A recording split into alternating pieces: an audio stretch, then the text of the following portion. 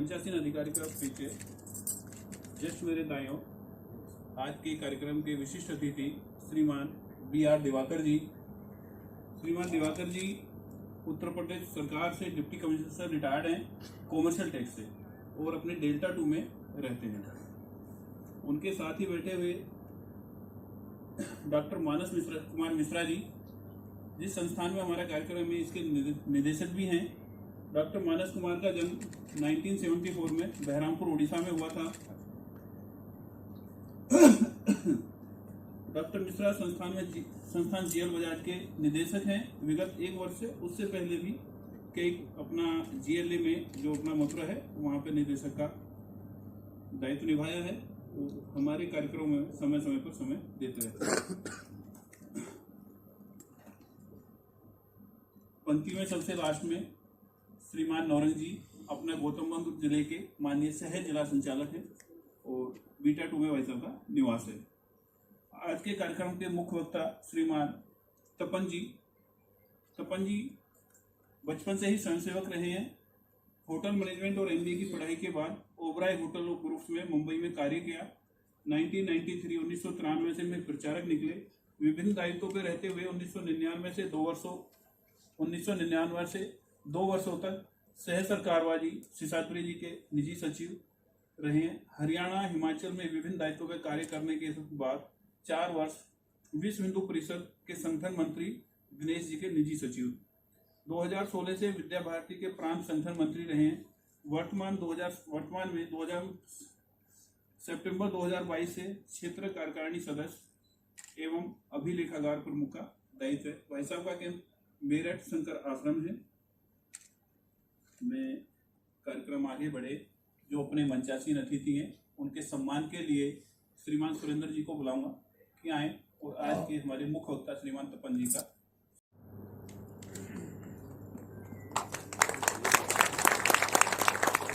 अपने गौतम बुद्ध नगर जिले के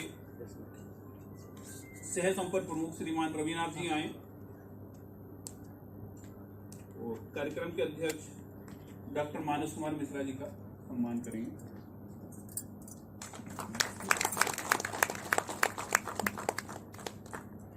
अपने जिले के सह बौद्धिक प्रमुख श्रीमान अलंकार जी से मैं निवेदन करूंगा अपने जिले के माननीय सह जिला संचालक जी का सम्मान करेंगे।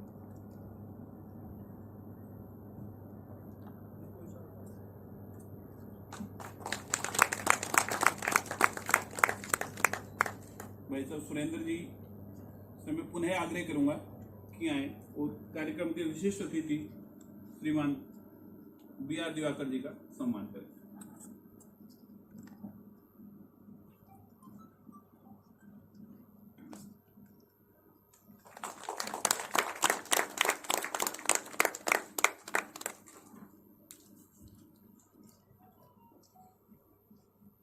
धन्यवाद प्रमोद जी, हमारे मंचासीन अतिथियों का स्वागत कराकर इस कार्यक्रम को आगे बढ़ाने का कार्य आपने किया। इसके उपरांत आज हम सभी को पता है कि यहाँ अखंड भारत संकल्प दिवस के ऊपर विचार गोष्ठी का आयोजन है, अर्थात आप वक्ताओं के यहाँ विचार इस पर सुनेंगे।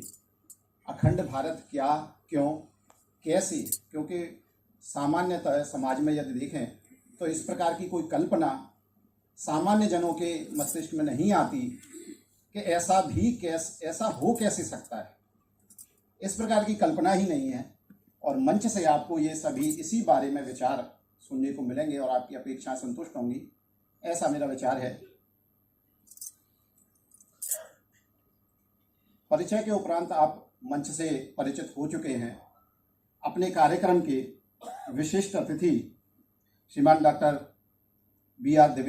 दिवाकर जी से मैं आग्रह करूंगा कि कुछ बातें हमें इसी विषय से संबंधित अपने विचार के सामने रखें।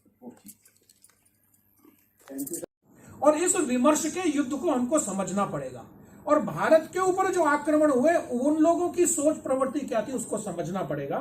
तो उसके लिए मैं आज के इस विषय को यहां से प्रारंभ करता हूं। भारत के ऊपर सिकंदर के आक्रमण के पश्चात शक कुषाण ये सब आए, लेकिन ये सब भारत के अंदर समाहित होते चले गए। या अलग से आज कोई नहीं दिखता कि शक कौन है, हूण कौन है, कुषाण कौन है। पहला जो अन्य विशेष रूप से एक वर्ग का जो आक्रमण हुआ या वो आया, प्रवेश हुआ भारत में, उस समय आक्रमण तो नहीं था, वो मोहम्मद साहब के जीवन काल में ही इस्लाम भारत में आ गया था। अरब के बाद दुनिया की पहली मस्जिद का निर्माण, जो अरब जहां पर इस्लाम पैदा हुआ है, उस क्षेत्र के बाहर दुनिया में यदि कहीं पहली मस्जिद बनी तो वो भारत में केरल में बनी थी। जब अरब के व्यापारी व्यापार करने आते थे तो केरल के राजा से उन्होंने आग्रह किया था कि आप हमको इबादत के लिए जगह कुछ दे दीजिए, और वहां पर 629वीं ईस्वी में केरल के कोंडागल्लूर बंदरगाह में चेरामन जुमा मस्जिद बनी। लेकिन उस वक्त जो वहां पर इबादत करते थे, जो उस इस्लाम पंथ को मानने वाले थे, उनके मन के अंदर इस देश के साथ घात करने का विचार उस समय नहीं था। इसी प्रकार से 766 ईस्वी में ईरान में जो वहां पर पारसी रहते थे, जब उनके ऊपर मुस्लिम आक्रमण हुआ ईरान के ऊपर, ईरान को विजित किया, तब पारसी वहां से भागे और उन्होंने भारत के में आकर के गुजरात में पहुंचे। वहां पर उनका स्वागत हुआ, उनके पूजा स्थल का निर्माण हुआ। बाद में हमें मालूम है आज पूरे देश भर में लगभग 1 लाख से ज्यादा उनकी आबादी नहीं है, लेकिन काफी ज्यादा भारत के एक टैक्स के कमिश्नर बैठे हुए हैं, सेवन, अच्छा खासा टैक्स वो लोग देने वाले समुदाय वो पारसी समुदाय है। हालांकि आबादी 1 लाख से ज्यादा नहीं है पूरे भारत में। और जैसे दूध में शक्कर मिल जाता है, घी चीनी मिल जाती है, ऐसे वो मिल गए। उसके बाद अपने उद्गम स्थल से सीरिया से फिर प्रताड़ित हुए। वहां पर ईसाई रहते थे, वो सीरिया ईसाई भागे सीरिया से इस्लाम के आक्रमण के कारण, वो भी आके केरल में बसे, उनका भी स्वागत हुआ। यहूदी भी आके बसे, उनका भी स्वागत हुआ। अभी तक इस धरती से खोट की भूमि का भाव किसी के मन में नहीं था, ना तो सीरिया ईसाई, ना यहूदी, ना पारसी, ना मुस्लिम जो यहां पे इबादत कर रहे थे। लेकिन पहला आक्रमण होता है मोहम्मद बिन कासिम का। ये जो इस्लाम और ईसाइयत का जो दूसरा प्रवेश भारत में हुआ, यह मजहबी था। यह एकेश्वरवाद के सिद्धांत को लेकर था, तथा यह हजारों लाखों लोगों की, करोड़ों लोगों की मौत का फरमान लेकर आया। और इसलिए उसके स्वरूप को समझने की हमें आवश्यकता है कि वो किस प्रकार से था। 8वीं शताब्दी में मोहम्मद बिन कासिम आया, संघर्ष हुआ, परास्त हुआ और इतनी बुरी तरह पिटा गया कि 350 वर्षों तक लगभग इस्लाम की हिम्मत नहीं हुई कि भारत पर आक्रमण करे। 11वीं शताब्दी में फिर महमूद गजनवी का आक्रमण होता है। 11वीं शताब्दी में महमूद गजनवी जब गजनी के शासन पर बैठता है, सिंहासन पर खलीफा बनता है, और वो वहां संकल्प लेता है अपने उस, जब उसका वो समारोह होता है खलीफा के दायित्व को ग्रहण करने का, कि मैं प्रत्येक वर्ष भारत जाऊंगा और वहां पर बुतों को तोड़ूंगा, लोगों को मंदातृत करूंगा और धन लूटकर वापस आऊंगा। लेकिन 30 वर्ष का लगभग उसका शासन रहा। वो हर वर्ष तो नहीं आ पाया, लेकिन 12 बार से कुछ बार ज्यादा, शायद 12 से ज्यादा बार आया, हमला हुआ, और उसके बाद से लगातार हमलों का एक सिलसिला शुरू हुआ है,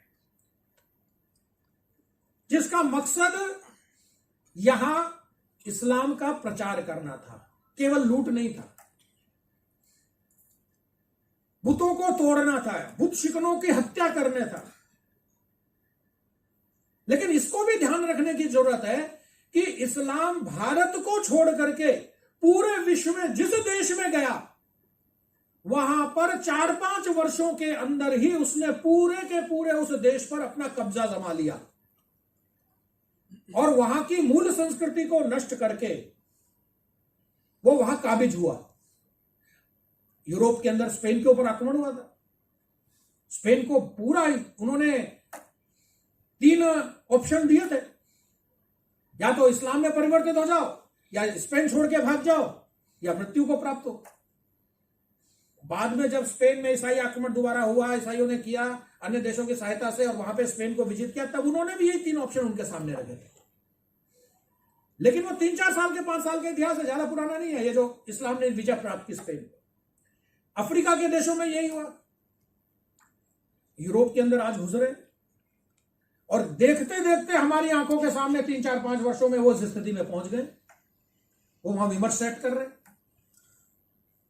लेकिन भारत ही एक ऐसा देश है जहां 7वीं शताब्दी के प्रत्यक्ष आक्रमण के बाद से आज 2023 हो रहा है, आज भी इस देश के 20% हिस्से को ही वो इस्लाम का अनुयायी बना पाए। 80%, 75 से ऊपर प्रतिशत अभी भी हिंदू है। यहां की मूल संस्कृति को खत्म नहीं कर पाए। ये हमारी ताकत भी है, ये हमें समझना चाहिए। इसलिए हताशा का कोई भाव मन में नहीं रहना चाहिए। ईसाइयत का आक्रमण हुआ,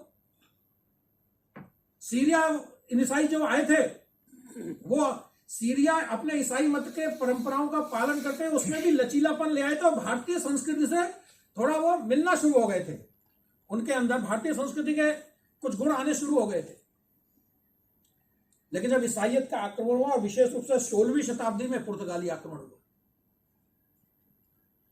उससे पहले जरा जो विमर्श खड़ा किया जाता है, कैसा खड़ा किया जाता है, हमारे इतिहास की पुस्तकों में हमने पढ़ा है कि वास्को डी गामा ने क्या किया था, भारत की खोज की थी। क्यों आता था खोज करने? वो खोज करने इसलिए आया था क्योंकि उसको भारत में यहां पर व्यापार करना था, यह हमको पढ़ाया जाता है। लेकिन वास्को डी गामा अपनी एक डायरी भी लिखता था, और उस डायरी में वो लिखता है, उसको बाद में फर्स्ट वॉयज नाम से एक पुस्तक प्रकाशित हुई है, और उस पुस्तक में, उस डायरी में वो अपने लिखता है कि मैं विशेष रूप से फ्रांस के अंदर पोप के नेतृत्व में पुर्तगाल और स्पेन में एक संधि हुई जिसको ट्रीटी ऑफ, ये क्योंकि टॉर्डेसिलस स्टेट के शहर में हुई थी तो ट्रीटी ऑफ टॉर्डेसिलस कहा गया।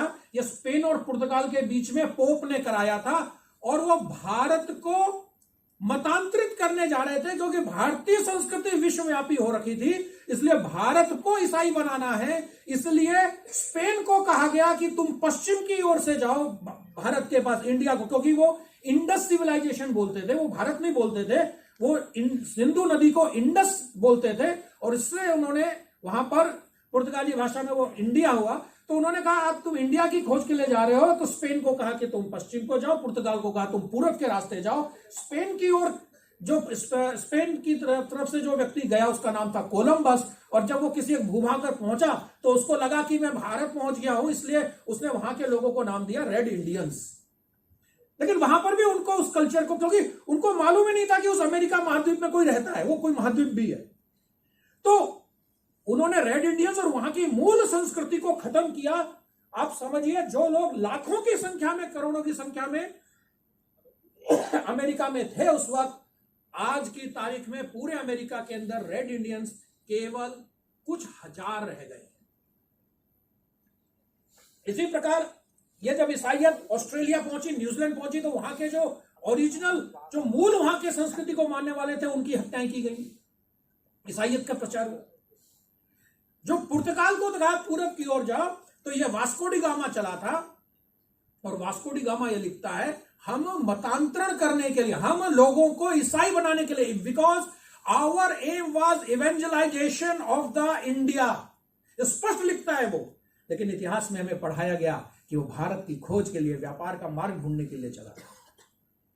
कैसे मस्तिष्क पर हमारे ये काबिज किया गया, इसको मैं आगे विस्तार से कुछ मैं बताऊंगा कि ये कैसे हुआ, ये सारा का सारा खेल। तो जो नैरेटिव सेट हुए हैं हमारे खिलाफ, और उनकी प्रकृति को, उनके षड्यंत्रों को हम नहीं जानते, तो इसको हमें समझना पड़ेगा। और इसके लिए अंग्रेजों ने जो इस्लाम का जो राज्य हमारे यहां हुआ, इस्लाम का जो आक्रमण हुआ, उसने शारीरिक रूप से जरूर हमें गुलाम बनाया, लेकिन फिर भी मानसिक रूप से इस देश का बहुसंख्यक समाज गुलाम नहीं बना था। वो अपनी परंपराओं को, अपनी संस्कृति को, अपने मान बिंदुओं के प्रति गर्व करता था, अपने ऊपर स्वाभिमान का भाव था। वो छुप करके अपनी संस्कृति का पालन कर रहा होगा, लेकिन वो मानसिक रूप से गुलाम नहीं बना था। अंग्रेजों ने जो षड्यंत्र रखा, वो अंग्रेजों के षड्यंत्र के कारण हम मानसिक रूप से गुलाम हुए। और किस प्रकार से गुलाम हुए, तो इसको योजना पूर्वक उन्होंने, अंग्रेजों ने किया है। उसमें पुर्तगाल का, जो मैं पहले बताया था, पुर्तगाल का आक्रमण हुआ, उसमें एक बहुत प्रसिद्ध नाम है जिसने ये सारा का सारा ये खेल किया, और उसका नाम है सोसाइटी ऑफ जीसस का 16वीं शताब्दी का फ्रांसिस जेवियर, जिसके नाम से अनेक सेंट जेवियर, उसको बाद में सेंटहुड दिया होगा, जेवियर कॉलेजेस और इंस्टीट्यूशन आप लोग सुनते हैं। गोवा इंक्विजिशन के नाम पर सीरियाई क्रिश्चियंस और गोवा के हिंदुओं के लाखों लोगों को मारा गया, उनके खाल नोच ली गई, नाखून नोच लिए गए जिंदा के। जिंदा व्यक्ति को ईसाई नहीं बन रहा है, भले सीरिया ईसाई है, वो कट्टरपंथी नहीं बन रहा है, उसकी जिंदा खाल खींच करके उतारी गई, रुई में लपेट करके जलाया गया। अकेले गोवा के अंदर केवल 30 वर्षों के अंदर लगभग 3-3.5 लाख लोगों की हत्या की गई। पर डे लगा लीजिए कितना हुआ होगा। उसके बाद भी गोवा आज हिंदू है, हिंदू बहुल्य स्टेट है, क्रिश्चियन बहुल्य आज भी नहीं है। तो ये नैरेटिव जो इन्होंने सेट किए, उसके बाद विशेष रूप से अंग्रेजों ने आके उसने हमारे सोचने की प्रक्रिया को बदल दिया। सेना युद्ध शुरू होने से पहले, पहली गोली चलने से पहले ही अंग्रेजों के साथ मिल गई थी, इसलिए वो नवाब हारा था लखनऊ का, सिराजुद्दौला। तो 1757 के बाद यहां पैर जमाने के बाद यहां के विकास के नाम पर उसने ब्रिटिशर्स ने, अंग्रेजों ने सबसे पहले 1767 में एक इंस्टीट्यूशन की स्थापना की। उसका नाम था सर्वे ऑफ इंडिया।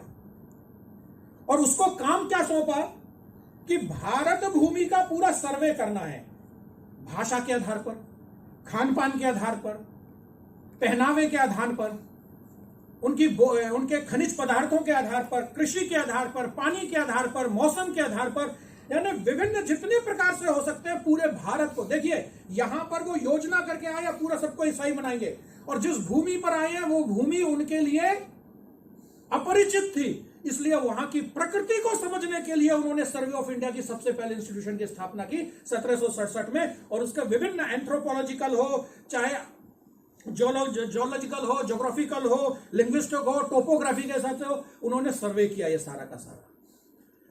उस सर्वे को चालू रखते हुए 1784 में सबसे पहले रॉयल एशिया सोसाइटी उन्होंने स्थापित की भारत के अंदर, और 40 वर्षों तक, 1784 के स्थापना के बाद 40 वर्षों तक किसी भी भारतीय को उसमें प्रवेश नहीं लेने दिया। 1784 के से 40 वर्षों तक क्या किया, भारत के जितने साहित्य था, विभिन्न शास्त्र थे, उन सबका उन्होंने अध्ययन किया ठीक से, एक एक साहित्य का अध्ययन किया, ढूंढ ढूंढ के लेकर आए, निकाला। ये जो रॉयल एशियाटिक सोसाइटी स्थापना की थी विलियम जेम्स के नेतृत्व में, और इसका अध्ययन करने के बाद 1828 में फिर भारतीयों को प्रवेश देना शुरू किया और उनको अपने हिसाब से मोल्ड करना शुरू किया, उनकी थॉट प्रोसेस को, उनके सोचने के तरीके को। उसके बाद उससे पहले 1806 में अंग्रेजों ने, रॉयल एशियाटिक सोसाइटी ने जेम्स मिल के नेतृत्व में एक समिति बनाई जो भारत का इतिहास लिखेगा। और उस भारत का इतिहास उन्होंने फिर जो अपना सर्वे था, जो अपना स्टडी था, अध्ययन था, उसके आधार पर लिखा, और 3 हिस्सों में भारत के इतिहास को बांटा, जो हम आज पढ़ते हैं, ancient India, medieval India and modern India. और उसमें वो लिखते हैं ये जो एंशिएंट इंडिया था, ये अनसिविलाइज्ड थे, सभ्यता नहीं थी, ये अंधकार का युग था, ज्ञान प्रकाश कुछ नहीं था यहां पर। ये जो गडरियों के गीत हैं जो इनका साहित्य बोलते हैं, ये वहां से ये शब्द लिए गए। ये जेम्स मिल के द्वारा ये शुरू हुआ 1806 के अंदर, जब इसने काम करना शुरू किया।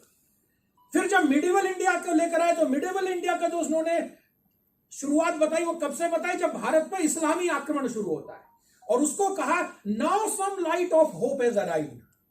अब थोड़ा थोड़ा प्रकाश आना शुरू हुआ है, ये थोड़े सभ्य बन रहे हैं भारत के लोग, इंडियंस।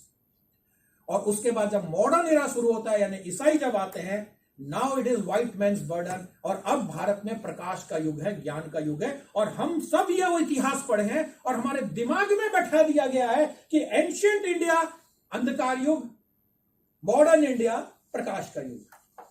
सबसे पहले स्वाभिमान शून्य किया गया, भारत के स्व को खत्म किया गया इस तरीके से।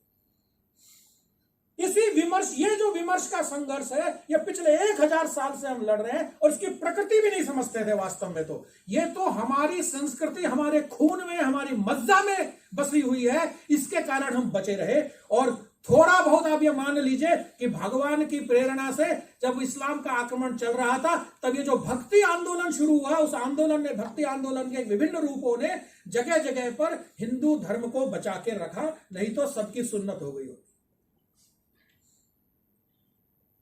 लेकिन इस्लाम से ज्यादा नुकसान ईसाइयों ने किया। इन्होंने विमर्श खड़े किए, इतिहास लिखा। पहला विमर्श सबसे पहले खड़ा किया कि आर्य भारत से बाहर से आए थे, तो क्या स्थापित करने का प्रयास किया कि आर्य जो थे भारत के रहने वाले नहीं थे, बाहर के थे। वो आए, यहां के मूल निवासी जो थे, रहते थे उत्तर भारत में, उनको मार करके धकेल करके दक्षिण में भेज दिया द्रविड़, और यहां पर आए। तो फिर इस्लाम भी आया बाहर से, उसने यहां पे शासन कर लिया, तो कौन सा गलत किया? आर्य भी तो विदेशी थे, उन्होंने आके शासन किया। और फिर हम भी आए अंग्रेज, तो हम कौन सा गलत कर रहे हैं? हम भी तो जो आर्य ने किया वही हम भी कर रहे हैं। तो ये हमारे दिमाग में बैठाने का प्रयास किया इस प्रकार से। और दूसरा उन्होंने एक भ्रामक प्रचार किया, इसके बाद इसके आधार पर लेके आर्य भारत से बाहर से आए थे, इसके आधार पर कि इस्लाम भी और ईसाइयत भी ये वास्तव में आक्रांता नहीं है, ये आर्यों की तरह है, और ये लोग राष्ट्र निर्माता है, भारत के निर्माता है। दूसरा भ्रामक प्रचार विभाजन को लेकर एक हुआ, और ये आज भी जगह जगह हम सुनते हैं, कई बार वो लोग बोलते हैं कि इसका भ्रामक, कि पाकिस्तान का जो निर्माण हुआ है यह द्विराष्ट्रवाद के सिद्धांत पर हुआ है, और इसका सबसे पहले इसको जो बोला गया वो विनायक दामोदर सावरकर ने बोला। ये आप लोग, कई लोग सुनते होंगे, सोशल मीडिया में खूब चलता है, अखबारों में आता है, कांग्रेसी और अन्य वामपंथी खुद बोलते हैं। असलियत क्या है कि वास्तव में इस द्विराष्ट्रवाद के सिद्धांत का जो बीजारोपण किया था यह सर सैयद अहमद खान ने किया था, और जब किया था उस वक्त सावरकर केवल 5 वर्ष के थे। 5 वर्ष का बालक पाकिस्तान के विभाजन के सिद्धांत का बीजारोपण करना है, यह हम मान सकते हैं क्या? लेकिन हमसे छुपाया गया। यह वामपंथियों का इतिहास क्या रहा? अंग्रेजों का सहयोग किया, पाकिस्तान निर्माण में भूमिका इनकी थी। अंग्रेजों से ये कहते थे, स्वतंत्र भारत की स्वतंत्रता के विरोधी थे।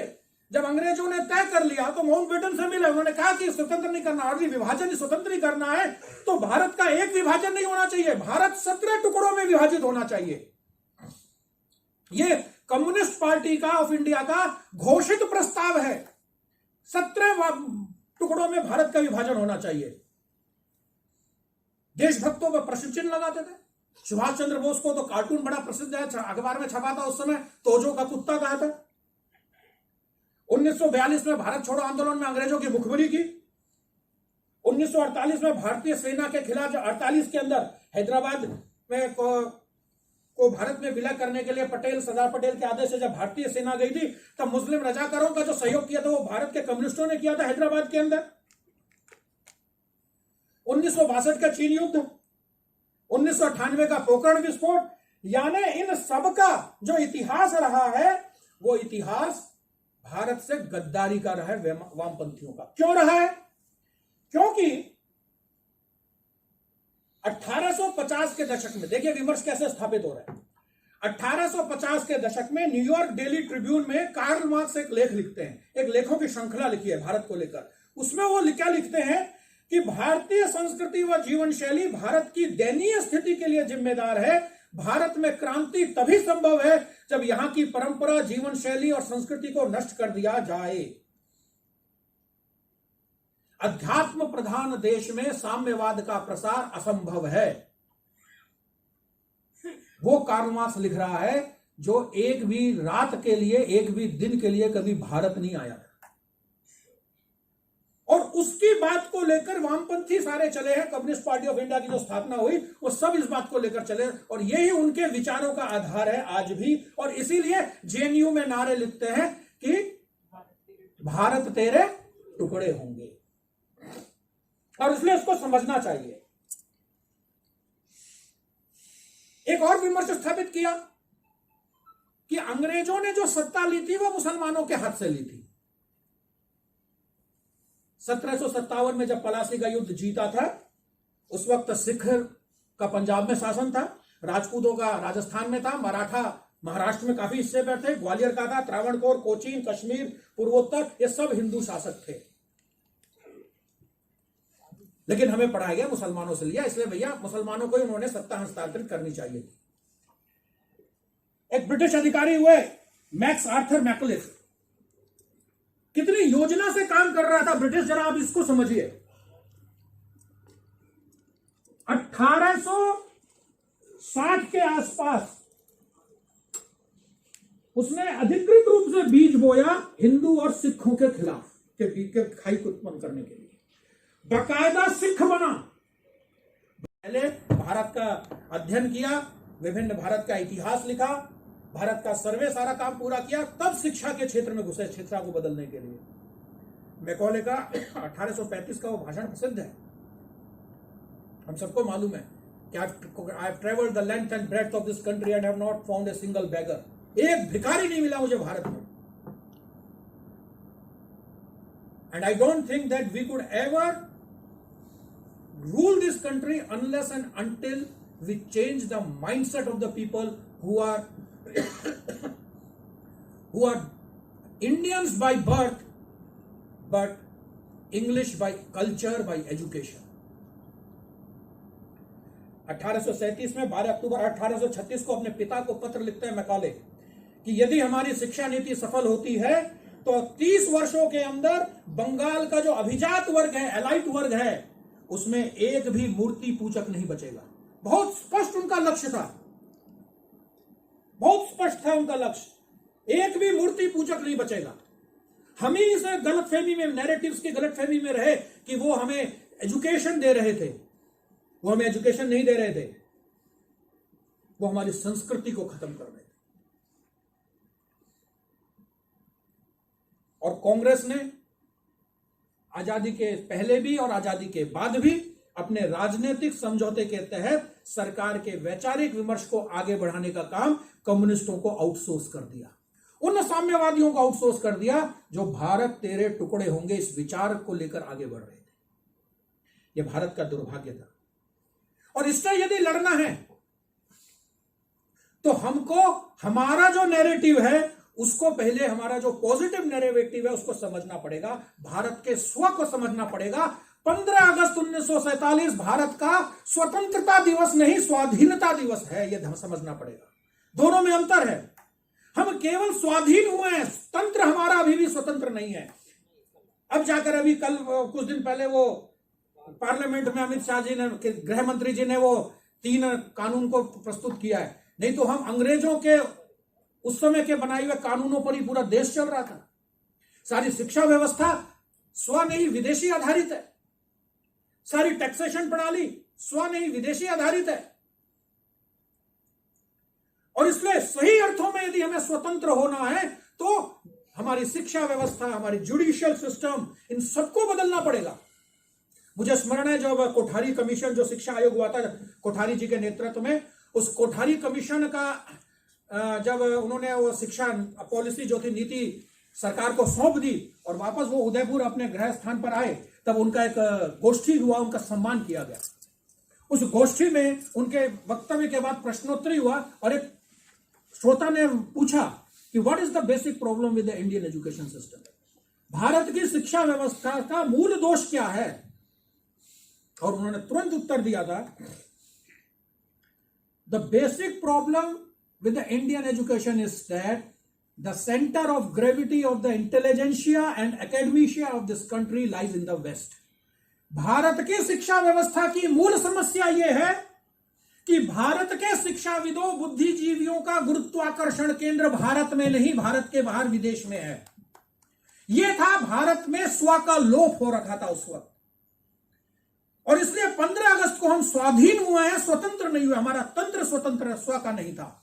और इसलिए वो स्व का तंत्र हमारा क्या है, समाज, विभिन्न सामाजिक क्षेत्रों में, यह हमको समझने की दृष्टि, हमारे पर्यावरण की दृष्टि क्या है, क्या में स्व को लेकर क्या है, हमारे सामाजिक भूमिका में स्व की दृष्टि क्या है, यह हमको समझना पड़ेगा, एक एक क्षेत्र में समझना पड़ेगा। और यदि हम उसका उदाहरण लें तो हमारे स्व का लोप के कारण अनेक, अभी चीफ जस्टिस ऑफ इंडिया कुछ दिन पहले कह रहे थे, आपने सुना होगा, एक जो आक्रमण चल रहे हैं उनके प्रकार को लेकर, कि no one born is absolute male और एब्सोल्यूट फीमेल। कहां से आया ये वाक्य? एक जस्टिस ने कहा कि ये जुडिशियल रिफॉर्म्स को लेकर कहा कि भारत का सवाल नहीं है ये, मैं भारत का सवाल आना होगा इसमें। और इसलिए इसको, इस सारे आक्रमण को समझते हुए आज जो भारत में 4 शक्तियां विशेष रूप से काम कर रही हैं, जो पहले अलग अलग थी लेकिन अब मिलकर काम कर रही हैं, उनके स्वरूप को समझना पड़ेगा। रेडिकल इस्लाम हमको मालूम है, उसमें बहुत ज्यादा नहीं लूंगा क्योंकि सबको मालूम है क्या चल रहा है क्या नहीं। दूसरा, इवेंजेलिकल फोर्सेस, क्रिश्चियन मिशनरीज, इसका भी मालूम है। और इतना बैठा दिया हमारे दिमाग में, मैं भी केंद्रीय विद्यालय में और उससे पहले कॉन्वेंट स्कूल में पढ़ता था, हमारे दिमाग में बैठा दिया, पैर से किताब छू गई, हम भी यही करते थे। फिर ध्यान में आया जब कुछ अकल आई कि अरे ये क्या कर रहे हो, फिर ये करना शुरू किया, केवल जा ये करना। लेकिन अभी भी दिमाग से क्या, अनजाने में हमारे सबकॉन्शियस माइंड में मेरे जैसे व्यक्ति के भी बैठ गया, पैर से छू जाता, यही करते। फिर ध्यान आता है क्या कर रहे हैं, अपने आप को रोकना पड़ता है। हमारी परंपरा क्या है, तो हमारे दिमाग पर कब्जा किया। तीसरा जो फोर्सेस है वो है कल्चरल मार्क्सिज्म। ये जो कल्चरल मार्क्सिज्म है ये बड़ा खतरनाक है। आजकल ये जो है मार्क्सिज्म राजनीतिक रूप से खत्म हो गया, बहुत ज्यादा प्रभावी नहीं है, लेकिन इंटेलेक्चुअल रूप से एकेडमिक लेवल पे अभी भी प्रभावी है।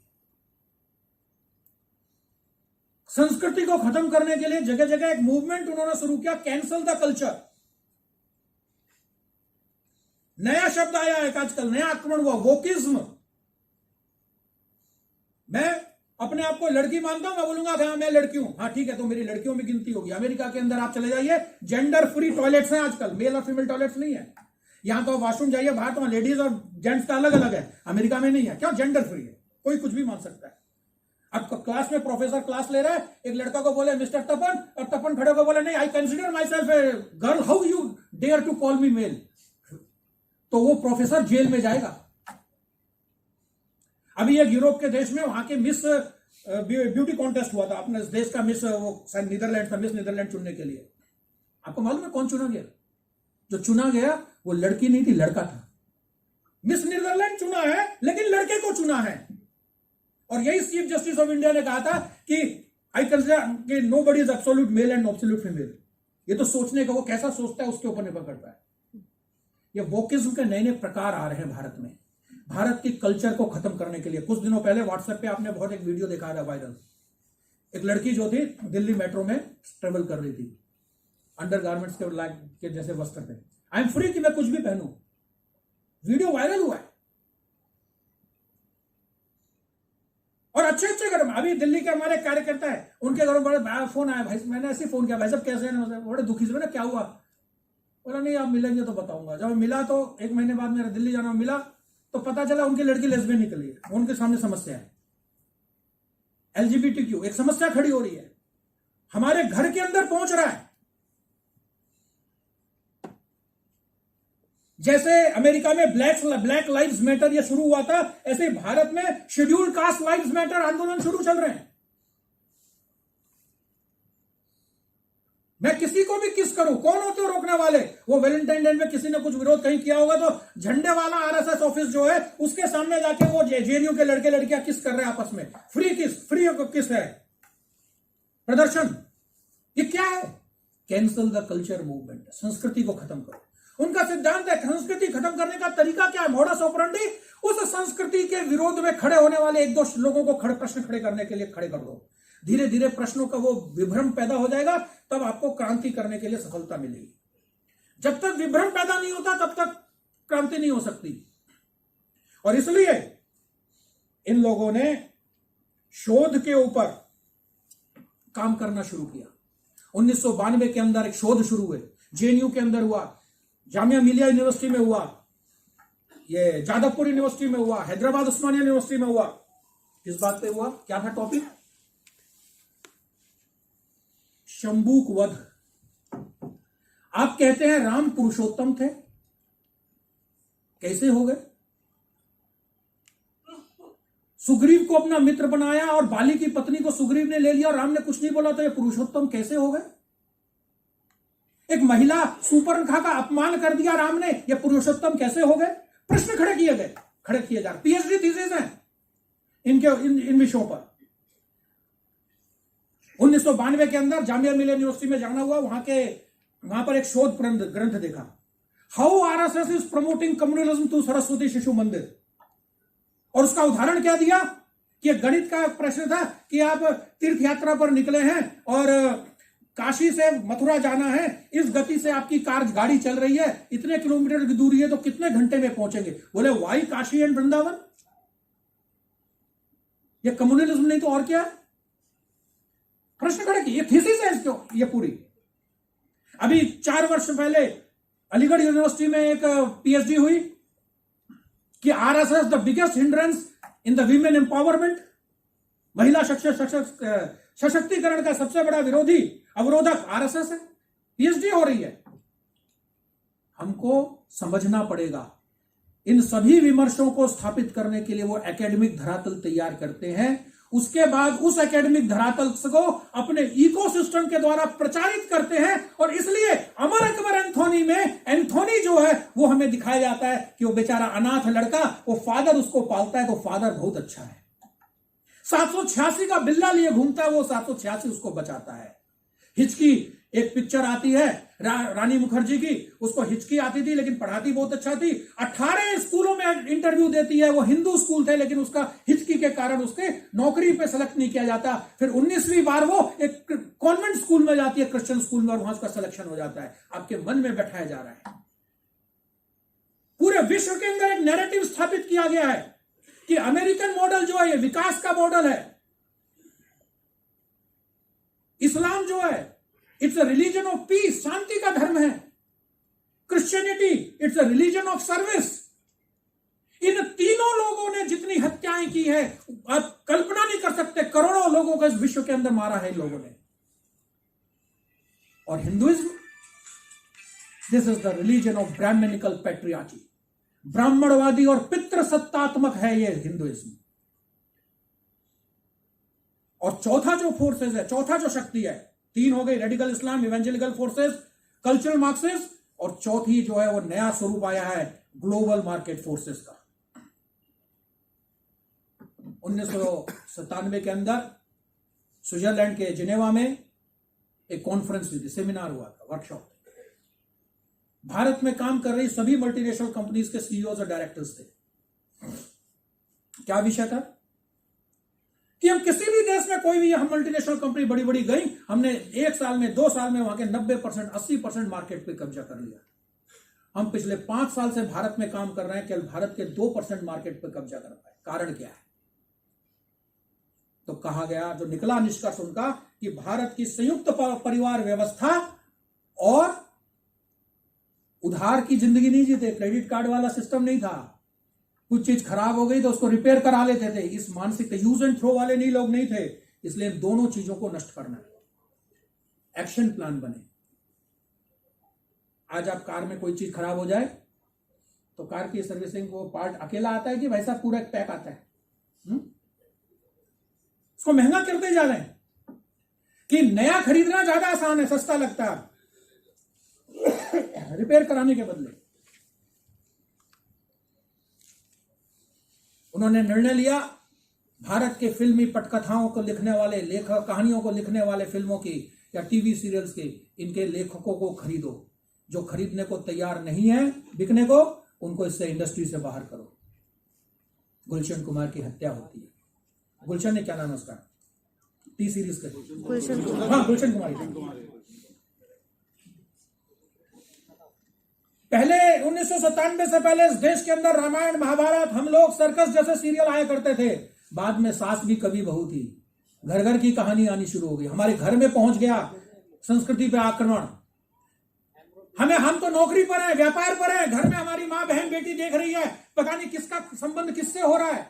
और अब तो ओटीटी प्लेटफॉर्म है। विभिन्न प्रकार के आइडल्स को खोजने के लिए प्रतिस्पर्धा इन मार्केट फोर्सेस ने शुरू की।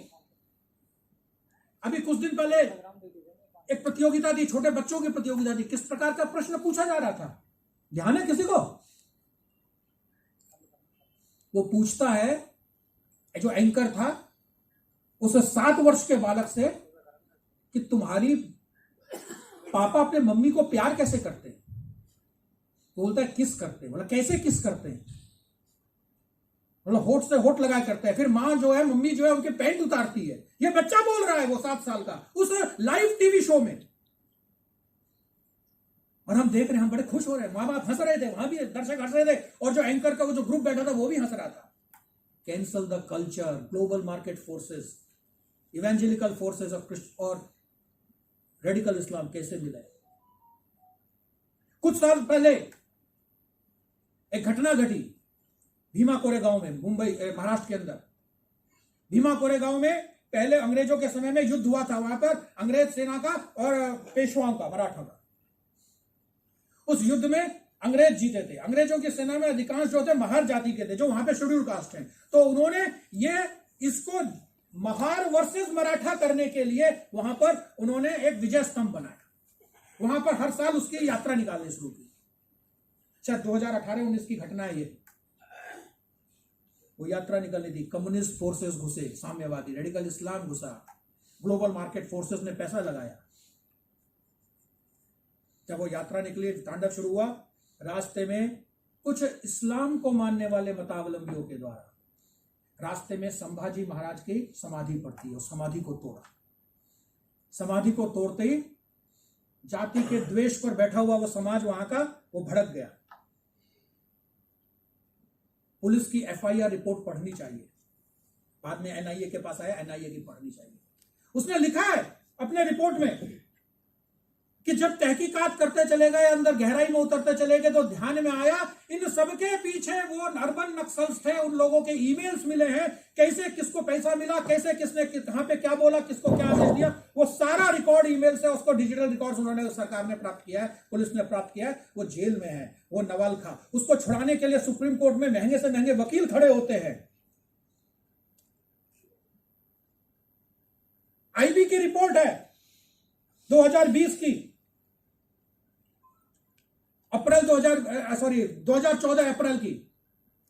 उसमें वो लिखते हैं कि जनवरी 2014 के अंदर मेघालय के शिलोंग के अंदर क्रिश्चियन मिशनरीज के कुछ मिशनरी जो वहां काम करते थे, उनका एक ट्रेनिंग कैंप लगता है, प्रशिक्षण का शिविर लगता है, जिसमें वहां काम कर रहे 10 क्रिश्चियन संस्थाएं काम कर रही थी।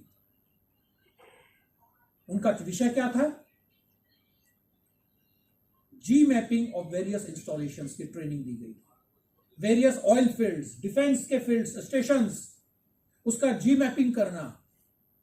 और वहां जो बौद्धिक हुए, जो वहां पे भाषण दिए गए, उनको समझाया गया कि यहां उत्तर, ये जो पूर्वोत्तर है, इसके पास तेल का अथाह भंडार है, और ये तेल का अथाह भंडार ये यहां के मूल निवासियों के लिए है। भारत सरकार मल्टीनेशनल कंपनीज के साथ समझौता करके यहां के मूल निवासियों से उनका संपदा को छीन रही है। ये भाषण दिए गए, आईबी की रिपोर्ट है। 1947 के भारत के आजाद होने के पश्चात सरदार पटेल के प्रयासों से अनेक रियासतों का विलय हुआ। अंतिम भारत का कौन सा स्टेट का विलय हुआ था, कोई बता सकता है मुझे? आप में से जितने यहां बैठे हैं, भारत के अंदर अंतिम किस राज्य का विलय हुआ? दादर नगर हवेली। बड़ा यही आश्चर्य है, यही जो मैंने कहा ना, हम स्व को भूल गए, वो यही है। हम अखंड भारत का संकल्प लेकर की बात करने वाले लोगों ये भूल गए 1971 में सिक्किम का अंतिम राज्य था जिसका विलय हुआ है। मणिपुर 1949 में हुआ है। गोवा और बाद में हुआ है, दादरा नगर हवेली और बाद में हुआ है, पौंडीचेरी और बाद में हुआ है, और अंतिम जो था 1971 था। और 1947 के बाद कौन कौन से हिस्से दे दिए गए मालूम है? पाकिस्तान ने, जो पाकिस्तान जो ऑक्युपाइड कश्मीर हम कहते हैं, उसको छोड़ दो, अक्साई चीन को भी छोड़ दो, मान लो 1962 के युद्ध का, उसको भी यदि आप एक और रख दो, आप में से कितने लोगों ने मणिपुर का वो वैली है, क्या नाम है उसका, एक मिनट में बताता हूं, मेरे पास लिखा हुआ है,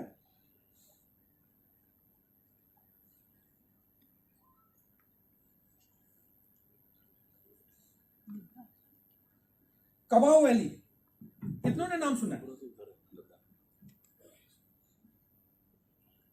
ये मणिपुर के कबाओ वैली को म्यांमार को दे दिया गया।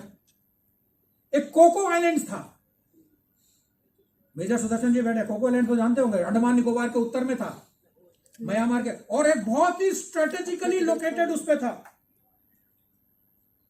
हमने म्यांमार को वापस दे दिया, म्यांमार ने उसको चीन को दे दिया। आज चीन ने अपना नेवल और एयरफोर्स बेस वहां बनाया, राडार स्टेशन बनाया भारत के ऊपर नजर रखने के लिए। अभी नो कॉन्फिडेंस मोशन में प्रधानमंत्री जी ने एक द्वीप का नाम लिया था, श्रीलंका और भारत के बीच में है, क्या नाम था उसका? कोच्चादिप्पू। दे दिया हमने। बांग्लादेश को 3 बीघा का एरिया, 3 बीघा क्षेत्रफल नहीं था, वो कई वर्ग किलोमीटर था, दे दिया बांग्लादेश को। हम सोते रहे, जागरूक नहीं रहे। क्या चल रहा है दुनिया में हमें इससे मतलब नहीं। जो हमारी उस समय, जो मुस्लिम आक्रमण के समय हमारी मनोभूमिका थी कि कोई भी दिल्ली का शासक हो, हमें क्या, वही भाव अभी भी रहा। हम आत्ममुग्ध अवस्था में रहे, स्व का लोप रहा और दुश्मन की प्रकृति को भी भूल गए। इसलिए ये सारे के सारे हार होती चली गई। मैं अभी चर्चा कर रहा था, लेकिन दृश्य बदलना है। स्वामी विवेकानंद ने कहा था, भारत का भाग्य क्या है? Every country has some destiny which it has to fulfil. और भारत की डेस्टिनी क्या है? वो मानवता है। सैमुअल हंटिंगटन, अमेरिका का एक बड़े प्रसिद्ध साहित्यकार है, उसके बड़ी प्रसिद्ध पुस्तक है क्लैश ऑफ सिविलाइजेशन, 90 के दशक में लिखी थी।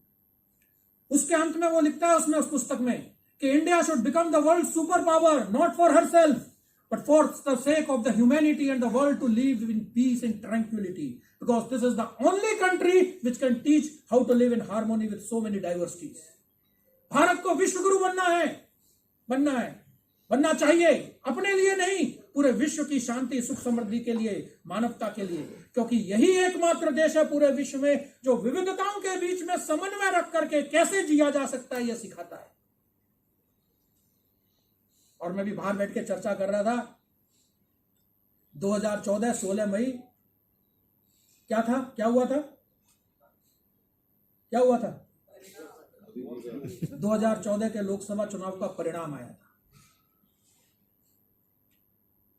18 मई 2014, इंटरनेट पर सर्च कीजिएगा, अंग्रेजी का अखबार है इंग्लैंड का, द गार्जियन, उसका एडिटोरियल पढ़िएगा उस दिन का। वो एडिटोरियल में लिखता है कि this day will go down in the world history as the day when Britishers have finally left India. कि 16 मई 2014 का दिन विश्व के इतिहास में उस दिन के रूप में जाना जाएगा जब अंततः अंग्रेजों ने भारत छोड़ दिया। इंग्लैंड का न्यूज़पेपर का एडिटोरियल संपादकीय लिख रहा है। दृश्य बदल रहा है, लेकिन जब लक्ष्य पास होता है तब अंधेरा भी ज्यादा ही घना होता है। आपको पता भी नहीं चलेगा कि कौन आपका दुश्मन है। संभ्रम की स्थिति उत्पन्न की जा रही है। और इसलिए 3 बातें हमको करने की आवश्यकता है। समाज संगठन व जागरण हो रहा है, कर रहे हैं, आरएसएस भी कर रहा है, अन्य लोग भी कर रहे हैं, लेकिन इस सब शक्ति को मिलकर के एक विचार से कुछ चीजों को लेकर कॉमन मिनिमम प्रोग्राम बना के चलना पड़ेगा। दूसरा, स्ट्रेटेजिक डेवलपमेंट होना चाहिए, स्ट्रेटेजिकली योजना बननी चाहिए। मेरे लिए मेरा अखंड भारत मेरा मोहल्ला है। आपके मोहल्ले के अंदर दुश्मन घुस के काम कर रहा है, घर के अंदर घुस के काम कर रहा है, आपको पता ही नहीं है। जागरूक होना पड़ेगा, स्व सक्रिय होना पड़ेगा। जो उसकी जैसी क्षमता है, कोई समय देगा, कोई धन देगा, कोई सोशल मीडिया पे युद्ध करेगा, कोई कहीं करेगा, लेकिन करने वाले चाहिए। एक योजना से, स्ट्रेटेजिकली योजना से करना चाहिए। और तीसरा, मूल्य आधारित कार्य खड़ा करना, परिणामकारी कार्य खड़ा करना। इसके लिए हम जो लगे, हम जरा अपने घरों में सोचें, जरा हमारे परिवार, हमारे घरों में जो परिवार है हमारे, वो क्या वो मूल्य आधारित परिवार संरचना है? हमारे परिवारों के कुछ एथिक्स हैं क्या? कुछ विशेषता बता सकते हैं? मैं के घर में गया, रात में रुकना था मुझे प्रवास में। 7 बजे उनका 7 साल का बेटा आता है, बोलता अंकल आपके पास कोई किताब है? मैंने कहा क्यों, क्या हुआ? बोला नहीं, हमारे घर में एक परंपरा है, शाम को 7 से 8 बजे तक जो जो घर में है वो कोई ना कोई किताब पढ़ेगा। दादी पढ़ रही है, मम्मी पढ़ रही है, दीदी पढ़ रही है, आप भी पढ़िए, यदि आपके पास नहीं है तो मैं ला कर देता हूँ। मैंने कहा मेरे पास है, मैं पढ़ता हूँ। वो बोला मैं भी पढ़ रहा हूँ। उसने किताब दिखाई। हमने अपने घर के अंदर क्या कुछ ऐसे मूल्य स्थापित करे? एक परिवार में क्या, उनके साथ एक मैं बैठा हुआ था, उसके बाद मुझे किसी मंदिर में जाना था, इतने में कोई गाय आ गई दरवाजे पर, तो वो 7 साल का बालक अपने 5 साल की बहन के साथ जाता है, रोटी लेता है और जाके गाय को देता है। मंदिर में जाता है, मंदिर में उन्होंने जो भी दक्षिणा देनी होती है, जो भी पूजा देनी होती है, वो पिता या मां नहीं डालती, वो बच्चे के हाथ में पैसा देती है, डालो। आधुनिक परिवार है, बच्चे विदेश में पढ़ा है, वो खुद विदेश में पढ़ा है, पाश्चात्य संस्कृति को भी वो मानता है कहीं ना कहीं, उसके प्रकार के वस्त्र भी पहनता है, लेकिन कभी भी जब कोई भी धार्मिक कार्यक्रम होता है, तीर्थ स्थानों पे जाता है, मंदिर में जाता है, तब भारत के हमारे अपने पारंपरिक वस्त्र ही वो पहनते हैं। उस समय जीन्स और स्कर्ट्स नहीं चलता। तो कुछ एथिक्स, कुछ मूल्य हमारे परिवार में हमको डालने पड़ेंगे। सरकार ये काम नहीं कर सकती, इसके लिए हमको सोचना पड़ेगा। यदि अपने घर के अंदर घुसे हुए या स्कूल में और यूनिवर्सिटी कॉलेज में जो आक्रमण उसके मन मस्तिष्क पर हो रहा है, उससे अपने बच्चों को बचाना है, तो केवल अपने घर से शुरू करना, अनुकरण करना, बच्चे अनुकरण करेंगे और तब अपने पड़ोस के घरों में, रिश्तेदारों में, अपने दोस्तों के घरों में उसको पहुंचाना, उसको क्या कहते हैं, उसको वायरल करना, फिर संक्रामक रोग की तरफ फैलना चाहिए। एक के घर में गया, सुबह उठते ही 5:30 बजे, 5:30 बजे उठा, तुरंत बोला क्या अंकल चलो जल्दी एक पानी का छींटे मारो और जल्दी आओ। क्या हुआ? नहीं, घर में इस समय दीप जलता है तो घर के सभी लोग वहां पर होने चाहिए जब दीप जलता है। परंपरा डाली। हम में से कितनों के घरों के अंदर कि घर के सब लोग उस समय वहां होते हैं? घर के सब लोग एक साथ जो घर में रहते हैं वो कभी क्या दिन में या सप्ताह में एक बार साथ बैठ के भोजन करते हैं क्या? माँ या पत्नी ने भी यदि रोटी बनाई तो वो गर्म करके हॉटकेस में रखकर साथ लेकर साथ बैठ के भोजन करें, कभी होता है क्या? नहीं होता। कहां से मूल्य आएंगे? भाषणों से मूल्य नहीं आते। मूल्य आते हैं जब हम उन मूल्यों को अपने जीवन में उतारते हैं, तब बच्चे जब उसको देखते हैं तब उसका वो अनुकरण करते हैं। और इसलिए हमको इस बारे में सोचना पड़ेगा। हमारा समाज जातिगत विभ्रम पैदा किया गया है। आज जरा क्वियर थ्योरी क्या है, इसको जरा इंटरनेट पर सर्च कर लीजिएगा। कैसे कास्ट डिस्क्रिमिनेशन, भारत के अंदर इस प्रकार के कास्ट का विभाजन नहीं था जो आज है। अंग्रेजों ने इतिहास में अपने इसको स्थापित किया है और बाकायदा अमेरिका में एक रिसर्च हुआ है, लगभग 500 पेज का वो रिपोर्ट है, वो बुक के रूप में पब्लिश हुआ, मेरे पास है। किस प्रकार भारत के अंदर विभिन्न जातियों में विभाजित करते हुए उनके बीच का विद्वेष अंग्रेजों ने बढ़ाया है, यूरोपियंस ने बढ़ाया, उसका सारा षड्यंत्र उसमें दिया हुआ है। तो क्या हमारा समाज समरसता युक्त है? क्या हमारे घर में जब मंगल प्रसंग होता है, बच्चे का हैप्पी बर्थडे हम मनाते हैं, तो हमारे घर में सामने आकर के वो नगर निगम का वो आके जो कूड़ा उठाता है, क्या उसको हम आमंत्रण देते हैं? नहीं देते। उसको हम कभी चाय के लिए भी नहीं पूछते होंगे। समरसता कैसे आ सकती? अरे आप ब्रिटेन के अंदर जाएंगे, यूरोप अमेरिका के अंदर जाएंगे, अपने घर का कूड़ा आपको स्वयं साफ करना होता है। कोई वहां पे वर्क फोर्स नहीं मिलती, बहुत महंगी है। कुत्ते को घुमाने ले जाएंगे पार्क में तो साथ में वो पॉलिथीन लेकर चलते हैं, जब वो पोटी करेगा तो उस पॉलिथीन में लेना है, बाहर छोड़ दिया तो जुर्माना है भयंकर। लेकिन भारत में आते ही हम बदल जाते हैं। और इसलिए इस दृष्टि से सोचना पड़ेगा, हमारे एथिक्स, हमारा समरसता युक्त हमारा स्वभाव, यह हमारे समाज का कैसे बन रहा है? हमारी जीवन शैली पर्यावरण केंद्रित है क्या? या हेलमेट हम तभी पहनते हैं जब सामने पुलिस वाला खड़ा होता है, या रेड लाइट जंप हम कर देते हैं यदि पुलिस वाला नहीं हो। यदि यहां नोएडा में वो कैमरे नहीं लगे हो तो जंप होंगे। मैं कई बार अपने संघ के कार्यकर्ताओं को भी कहता हूं, हमारे सेठ प्रधान जी कहते हैं कि सुबह सुबह वो शाखा पे एकत्रीकरण में जाना है तो मुख्य शिक्षक के पीछे 3 स्वयंसेवक बैठ गए, एक मोटरसाइकिल में 4 लोग। राष्ट्र कार्य के लिए जा रहे हैं ना भाई साहब, इसलिए कानून टूट रहा है तो टूटने दो। पवित्र और आध्यात्मिक और सात्विक ध्येय, अपवित्र मानसिकता कानूनों को तोड़ने से और अपवित्र संसाधनों से कभी नहीं प्राप्त किए जा सकते। ध्यान रखिए, हम स्वयं हम करेंगे और संगठित होकर आपस में हम सब यदि लगेंगे तो मुझे लगता है कि अखंड भारत का जो हम बात कर रहे हैं वो स्वप्न अवश्य साकार होगा। सबसे पहले सांस्कृतिक रूप से होगा और बहुत जल्दी होगा, इसमें कोई दो राय नहीं है। अनेकों विश्व के जो जियो पॉलिटिक्स को अध्ययन करने वाले लोग हैं वो इस बात को देख रहे हैं, समझ रहे हैं कि परिवर्तन हो रहा है, दुनिया में परिवर्तन की आंधी बह रही है।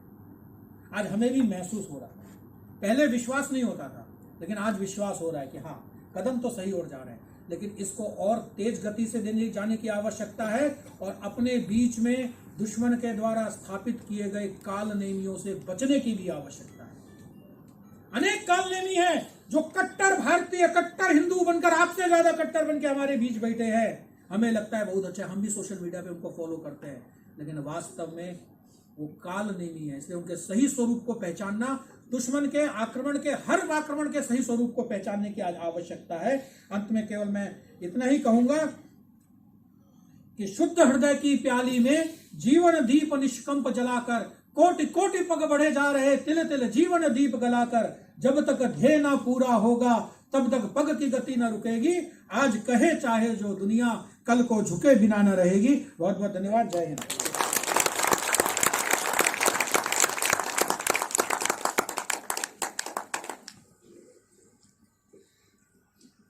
साधुवाद मुख्य वक्ता जी का। उन्होंने प्रारंभ से ही हमने जो बातें की थी, जो अध्यक्ष जी ने रखी, जो मुख्य अतिथि जी ने रखी, उस सभी को समेटते हुए परिवार से लेकर और हमें अपने जीवन आचरण में क्या परिवर्तन करना चाहिए, जिससे ये जो अखंड भारत का संकल्प है, इस बड़े ध्येय तक हम कैसे पहुंच पाएंगे, ये सभी कुछ समाहित कर दिया अपने उद्बोधन में, नई दृष्टि दी हम लोगों को। कार्यक्रम में अंतिम पड़ाव पर, अंतिम चरण पर हम आ चुके हैं और इस कार्यक्रम का अंत, समापन और जो संकल्प है वह वंदे मातरम के अतिरिक्त, इस माता के अतिरिक्त, इस भारत भूमि के, भारतीय माँ के अभिवादन के अतिरिक्त और किस प्रकार से किया जा सकता है, मुझे नहीं लगता इससे अच्छा कोई और प्रकार हो। मुझे जब निमंत्रण दिया गया तो मुझे बड़ा हर्ष हुआ कि मुझे भी ऐसे कार्यक्रमों में शामिल होने का अवसर दिया गया। Sir, if you want to understand your today, sir, if you want to understand today, you will have to search your yesterday means history. कल की आपको हिस्ट्री आपको अपनी सीखनी होगी। अपने इतिहास को जाने। हमारा प्रत्येक नागरिक का, जागरूक नागरिक का ये है, कर्तव्य है कि वो अपने इतिहास, पास्ट को जाने कि हम क्या थे, कौन हैं, कैसे ऐसे बने, अपनी कल्चरल आइडेंटिटी को पहचाने। तभी आप अपने इसमें वर्तमान में जो है प्राइड इंडियन जो कहते हैं, being a pride Indian means आपको अपनी कल्चर के बारे में 99% आपको अपनी जानकारी होनी चाहिए। सर, एक जिनेश चंद सरकार हिस्टोरियन थे, उन्होंने अपनी बुक लिखी study in the geography of ancient and medieval India में। उन्होंने कहा 8000 वर्ष के एक आर्किटेक्चरल एविडेंस है, उनके साक्ष्यों के आधार पर यह स्थापित किया है कि वेदों की संरचना से पहले ही भारत का निर्माण हो चुका था। आज के अखंड भारत का जो कंसेप्ट है, इसके संबंध में भारतवर्ष को आर्यव्रत जम्बूद्वीप भी कहा जाता है। चक्रवर्ती सम्राट भरत के नाम से अपने देश का नाम भारतवर्ष रखा गया है। सर, राधा कुमुद मुखर्जी की एक पुस्तक है Chandragupta Maurya and his time. उसमें सर हमारे जो मौर्य साम्राज्य है उसमें ईरान से बंगाल, कश्मीर से दक्षिण और तक फैला हुआ था। आचार्य चंद्रगुप्त मौर्य, आचार्य चाणक्य के निर्देशन में चंद्रगुप्त मौर्य द्वारा जो है ईरान, आज की पहले की पर्सिया, आज की Iran, Pakistan, Hindustan, Afghanistan, Nepal, Tibet, Bhutan, Myanmar, Sri Lanka, Maldives, Thailand, Malaysia, Indonesia, Vietnam, Singapore उसके राज्य में शामिल थे, जो हम धीरे धीरे लॉस्ट करते चले गए। सर मैं ज़्यादा नहीं, थोड़ा सा शॉर्ट 2 मिनट और लूँगा। 1857 से लेके 1947 के दौरान अपने भारत का खंडन विखंडन जो है 2500 बार हुआ। हमारी जो 1857 में 83 लाख स्क्वायर किलोमीटर हमारा जो क्षेत्रफल था, आज की डेट में हमारे पास 33,000 स्क्वायर किलोमीटर बचा हुआ है।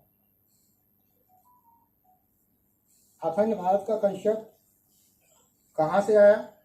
1944 में अखंड भारत एक कॉन्फ्रेंस हुई थी और उसके बाद बी.डी. सावरकर महोदय द्वारा अपनी पुस्तक ट्रांसपोर्टेशन फॉर लाइफ, उसमें ये राष्ट्र, हिंदू राष्ट्र और इसका जो हमारा जो कंसेप्ट है, आज का मॉडर्न कंसेप्ट जो लाया जा रहा है अखंड भारत का, उसमें विस्तार से वर्णन किया गया है।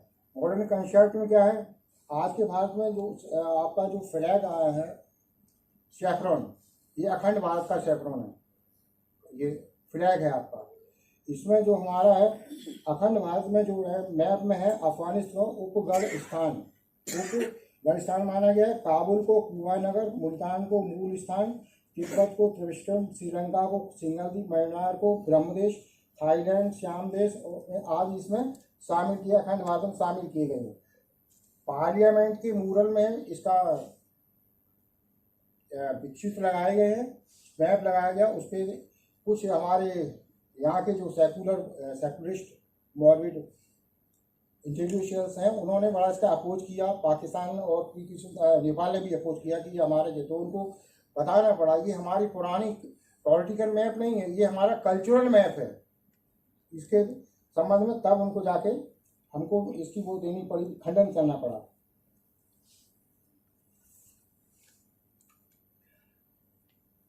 अखंड भारत कैसे बनेगा?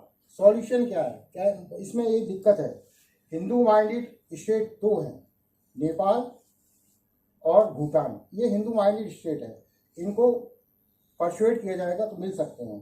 फिर आपके हैं बुद्धिस्ट माइंडेड स्टेट में है Sri Lanka, Myanmar, Thailand, Cambodia, Vietnam, Laos, तो इनको मिलाया जा सकता है और बाद में अफगानिस्तान, पाकिस्तान और बांग्लादेश को परसुएट किया जा सकता है तो मिल सकते हैं।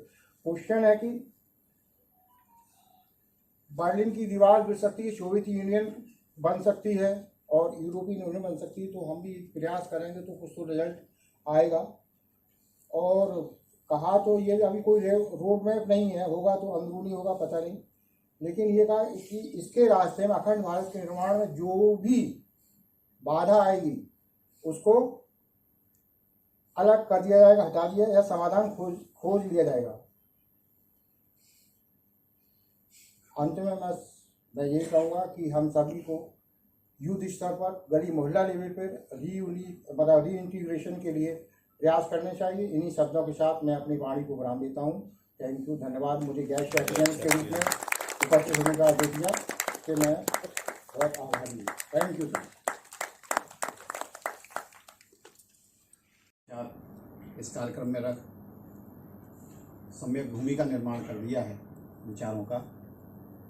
इसके उपरांत मैं आज के कार्यक्रम के माननीय अध्यक्ष डॉक्टर मानस जी को आग्रह करूंगा कि कृपया अपना अध्यक्षीय उद्बोधन हमें दें। सबसे लास्ट अध्यक्ष, सबसे लास्ट।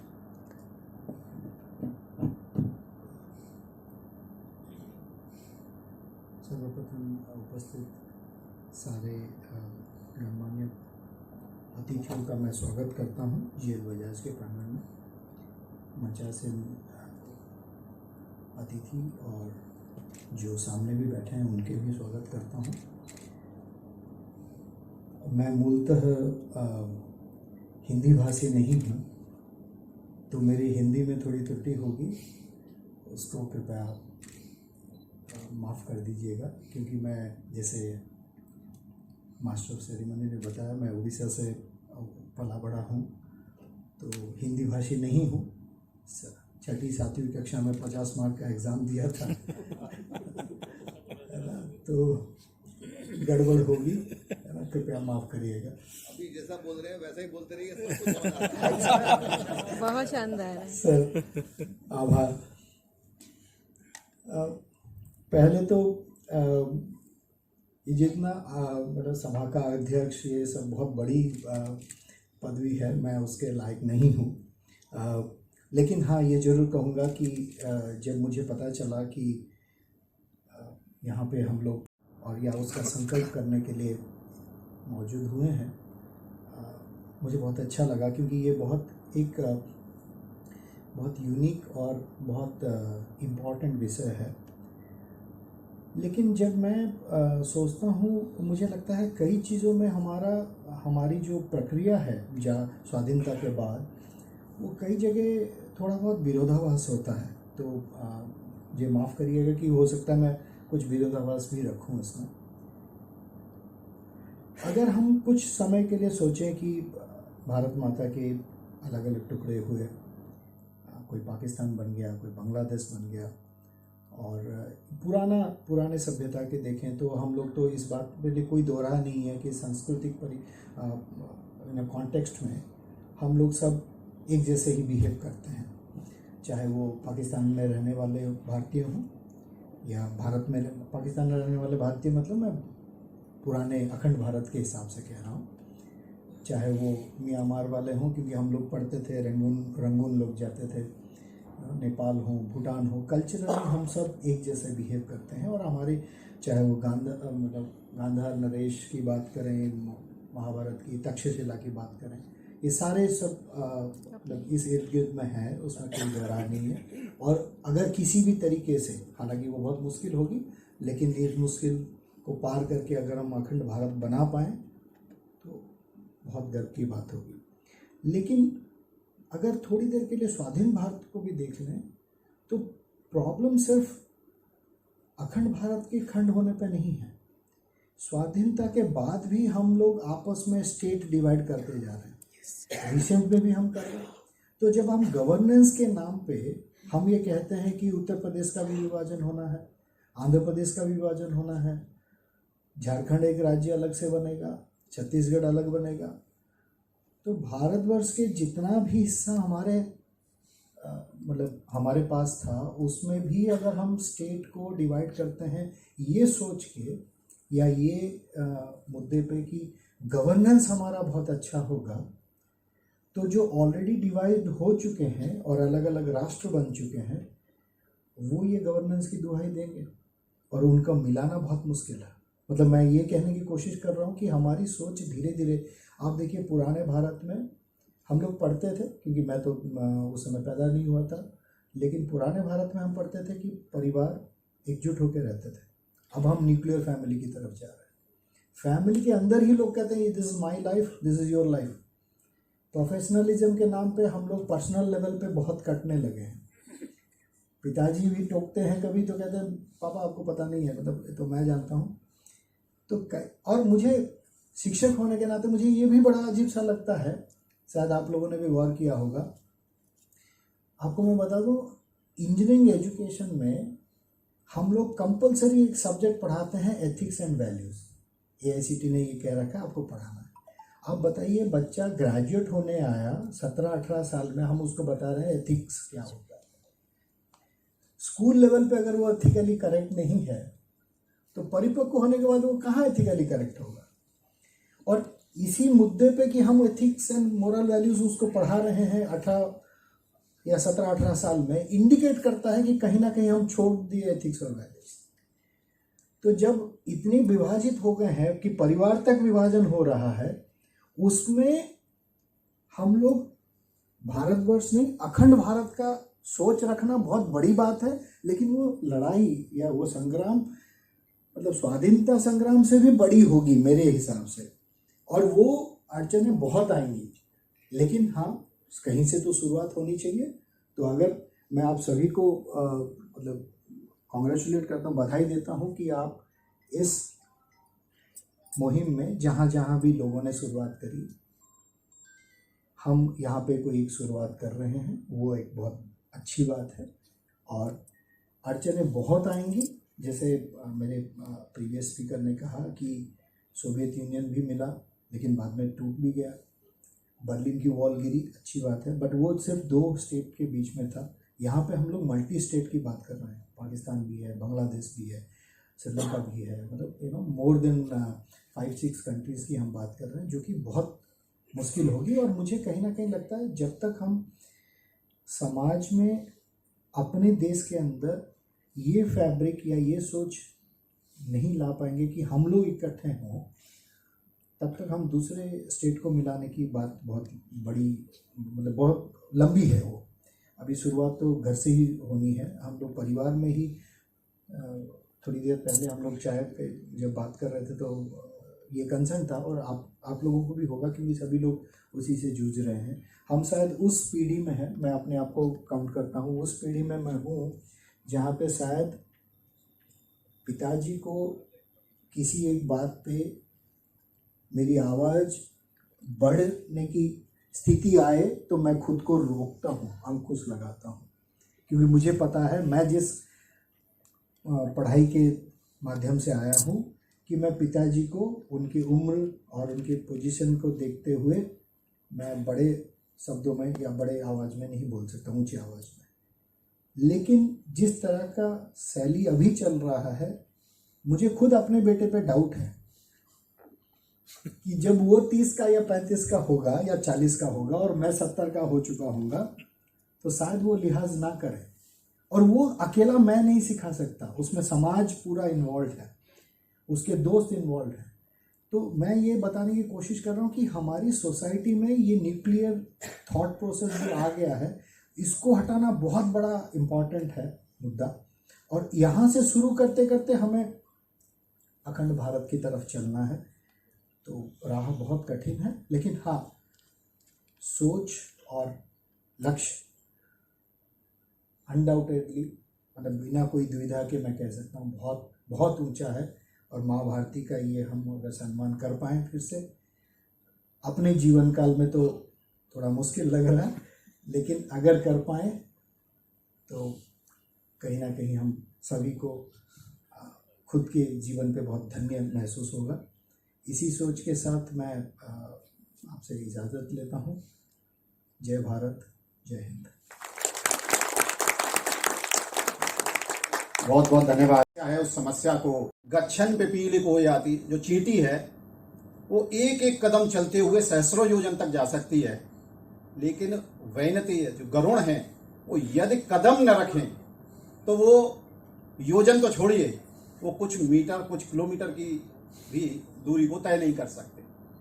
तो कहीं ना कहीं से प्रारंभ होना है, और प्रारंभ यह विचार गोष्ठी भी उसी का एक धूलीकरण समझ लीजिए कि वो जो हम श्री राम सेतु जिस प्रकार से बना उसका धूलीकरण एक यह भी विचार गोष्ठी है। हमारे विचार उस अमृत वचन के रूप में थोड़ा और अलाइनमेंट किसी विषय पर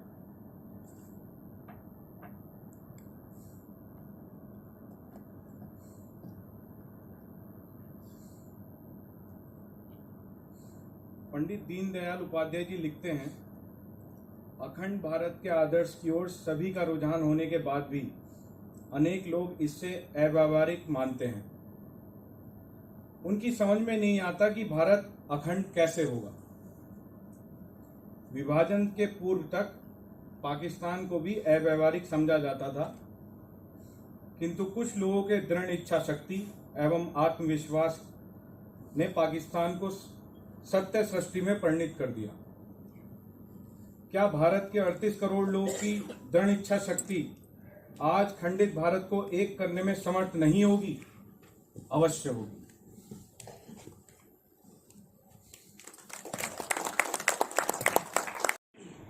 अखंड भारत संकल्प दिवस विचार गोष्ठी के इस भव्य कार्यक्रम के आयोजक गौतम बुद्ध नगर राष्ट्रीय सेवक संघ के सभी समस्त पदाधिकारियों को और विशेष मैं प्रमोद भैया को बहुत बहुत आभार ज्ञापित करती हूँ, धन्यवाद करती हूँ।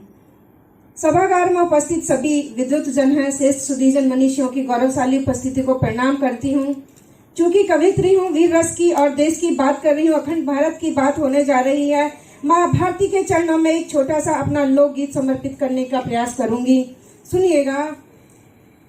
भारत माँ से प्यार लिखूंगी, एक नहीं 100 बार लिखूंगी।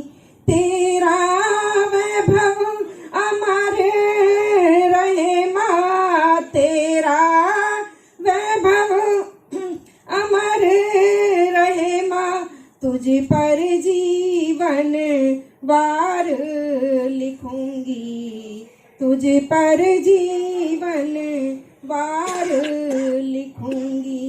श्वास श्वास में बसा तिरंगा, श्वास श्वास में बसा तिरंगा, 3 रंगों से प्यार लिखूंगी। बीच बीच में तालियों से आशीर्वाद देते रहिएगा मुझे। 3 रंगों से प्यार लिखूंगी, बलिदानों की अमर कहानी, बलिदानों की अमर कहानी, वंदन बारंबार लिखूंगी, वंदन बारंबार लिखूंगी। चरणों में माँ के तन मन समर्पित, चरणों में माँ के तन मन समर्पित, सांसों का वो तार लिखूंगी, सांसों का वो तार लिखूंगी। आँखी उठी गर भारत माँ पर, आँखी उठी गर भारत माँ पर, गर्दन पर तलवार लिखूंगी, अर की छाती पे वार लिखूंगी।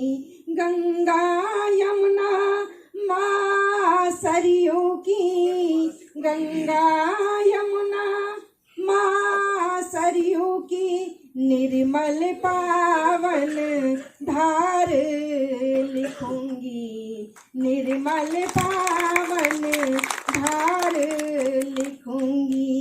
जब तक तन में प्राण रहेंगे, जब तक तन में प्राण रहेंगे, भारत की जय कार लिखूंगी, भारत की जय कार लिखूंगी। गीता गंगा गायत्री माँ, गीता गंगा गायत्री माँ, संस्कारों से प्यार लिखूंगी, संस्कारों से प्यार लिखूंगी। धर्म युद्ध में गोविंद वाणी, कुरुक्षेत्र में कृष्ण की वाणी, गीता का वो सार लिखूंगी, गीता का वो सार लिखूंगी। और साथियों, जैसा कि मुझे आदेश हुआ कि 2 गीत पढ़ने हैं, मुझे एक गीत और माँ भारती के चरणों में समर्पित करते हुए मैं अपना स्थान ग्रहण करूंगी। बहुत छोटा सा लोकगीत है, साथ दीजिएगा। भारत माता हमको जान से प्यारी लागे, जी दुलारी लागे, जिसके चरणों में बहती गंगा न्यारी लागे। भारत माता हमको जान से प्यारी लागे, जी दुलारी लागे, जिसके चरणों में बहती गंगा न्यारी लागे। और हिमालय की छटा निराली चांदी जैसी चमके, हिमालय की छटा निराली चांदी जैसी चमके। और कश्मीर की केसर क्यारी फूलों सी है महके, कश्मीर हमको स्वर्ग से प्यारा लागे, जी दुलारा लागे, जिसके चरणों में बहती गंगा न्यारी लागे। और देवभूमि की ओर चलते हैं, नमन करती हूँ उत्तराखंड को कि देवी भूमि की नदियाँ देखो कल कल बहती जाए, देवी भूमि की नदियां देखो कल कल बहती जाए और अलखनंदा मंदाकिनी यही गीत सुनाए क्या। वंदे मातरम में हमको मन भावन लागे जी सुहावन लागे, जिसके चरणों में बहती गंगा न्यारी लागे। और गीत का अंतिम बंद माँ भारती के चरणों में, आप सभी के चरणों में समर्पित करती हूँ। विजय विश्व तिरंगा प्यारा हमको प्राणों से प्यारा, विजय विश्व तिरंगा प्यारा हमको प्राणों से प्यारा। और तीन रंगों की शोभा न्यारी करता जग उजियारा, देश प्रेमी का चोला अति पावन लागे मन भावन लागे, जिसके चरणों में